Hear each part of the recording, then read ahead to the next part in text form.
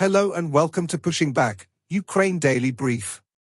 As the war enters its 885th day, these are the main developments from the past 24 hours. The update from the General Staff of the Armed Forces of Ukraine. Russia has lost approximately 576,000 troops in Ukraine since the beginning of the war. The number, which has not been independently verified, 1,190 casualties over the past day.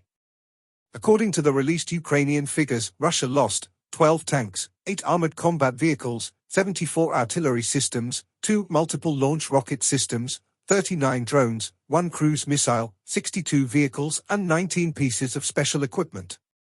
The USA has announced a new military aid package valued at $200 million. The Russians launched 97 combat clashes and carried out 66 airstrikes, including 105 anti-aircraft missiles on the territory of Ukraine. They also used 611 kamikaze drones and carried out 6,400 attacks on the positions of Ukrainian troops and settlements using various types of weapons. In its latest intelligence update, the UK's Ministry of Defence reports, despite increased oil and gas income, Russian people are not seeing the benefits. Instead, these profits are being used to fund the Kremlin's illegal and expensive war against Ukraine. In its latest intelligence update, the Institute for the Study of War. Russian President Vladimir Putin continues to use nuclear saber-rattling to target Western decision-making and promote Western self-deterrence. Russia used Navy Day celebrations to showcase Russia's relations with a number of non-Western states as part of efforts to create a supposed Russian-led group of states to rally against the West. Ukrainian forces conducted a drone strike against a Russian oil depot in Polovaya, Kursk Oblast on the night of July 27 to 28.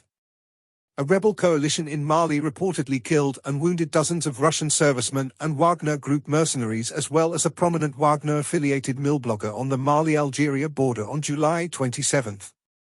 Primorski Krai Governor Oleg Kotsomyko recently announced the creation of an independent volunteer unit to police migrants as the Russian government continues efforts to expand its control over migrants in Russia. Ukrainian military observer Konstantin Mashevets assessed that the Russian military may need to accumulate up to 320,000 additional personnel in Ukraine in order to achieve its reported plans to deploy 690,000 troops in Ukraine. Russian forces recently advanced northwest of Avdiivka, west of Donetsk city, and in western Zaporizhia Oblast, and Ukrainian forces recently regained lost positions in the Siversk direction. In Zelensky's nightly address, he spoke about 3 key areas. Firstly, commendation of combat brigades. He praised the 25th Syczeslaw Separate Airborne Brigade and the 95th Separate Air Assault Brigade for their exceptional strength and effectiveness in the Pokrovsk and Toretsk directions, respectively.